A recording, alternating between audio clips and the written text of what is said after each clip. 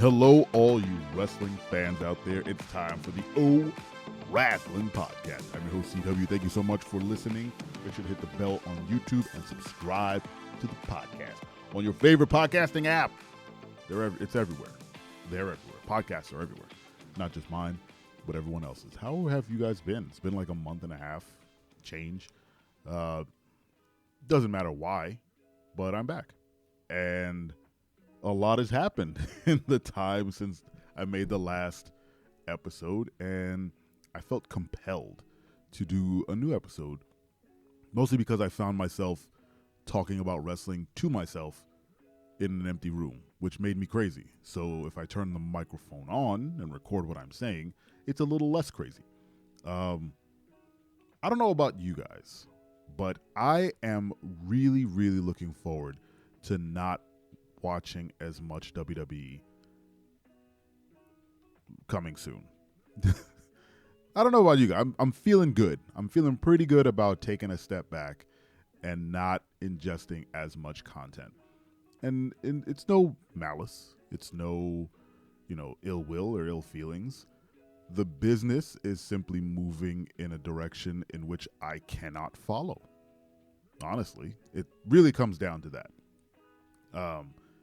I had, problems with the Vince McMahon era right where it was coming down, and I think there was a year where I just didn't watch wrestling. I just went to, the wrestling recap sites, and I got my wrestling fix that way. And then Vince moved out, and, Trips moved in, and things were good for a bit.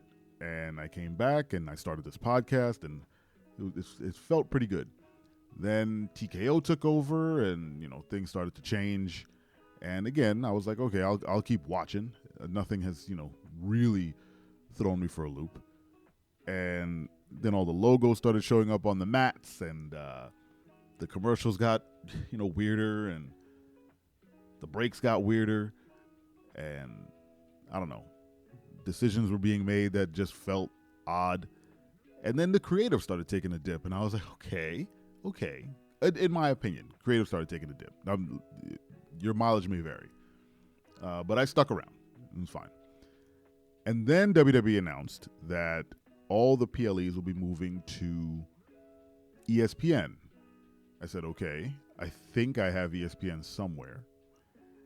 And then it came down that it'll cost $30 a month for some specific ESPN service. I didn't read too much into the details. As far as I know, I might still be able to watch it on whatever ESPN I have. I'm not sure what it is. I have Disney Plus. I think I have there's an ESPN thing on Disney Plus. Did you guys notice that Disney Plus is just becoming the largest streamer now? It's just eating all the other streamers. Now Hulu's moving into Disney Plus. ESPN is in Disney Plus. Like, that's a lot of stuff. Rivals, HBO Max. Welcome back, HBO. It was just Max for a while. Anyway. So now there's a $30 bundle for sports and PLEs. There is Netflix, which has Raw. There is the USA Network, where I live, that has SmackDown. There is also Saturday Night Main Event, which exists solely on Peacock. It's the one show that's on Peacock. I think they're removing it from NBC too, so it might not be on network television. It's just on Peacock. That's a lot of places to watch wrestling. And I logistically cannot watch all of that anymore. I refuse to pay $30 to watch pay-per-views. I understand this is coming from a guy who would, sometimes pay for pay-per-views, which were $60 or something like that to buy a pay-per-view back in the day. And it was a single event, and I would only ever do it for like a WrestleMania or Royal Rumble. And then when the Peacock deal came down, it was like a flood of abundance. Hey, you have the Peacock app, you can watch, whatever you want to watch. And before that, it was the $10 app that WWE had, which again was such a fantastic deal to the fans. And I think someone, maybe I imagined it. I think there was a time where Vince said, "You convinced me to do this app, and now it doesn't work," or something like that. Someone recounted a story like that. I think Vince didn't understand how how those apps work, and we really got to steal for $10 a month to watch all the archived wrestling stuff. That's all gone away, and now it costs hundreds upon hundreds of dollars to just stay on top of what WWE is doing. And for the past, I don't know, since the deal has been announced, honestly, I've just been not caring anymore.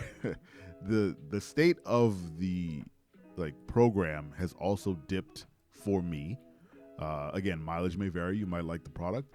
I've been less and less interested in the storylines going around. I've been less and less impressed with how they're treating certain wrestlers and, their pushes. They've completely buried the tag team division on Raw, and they're actively throwing all their tag teams under the bus on SmackDown for the Wyatts for some reason.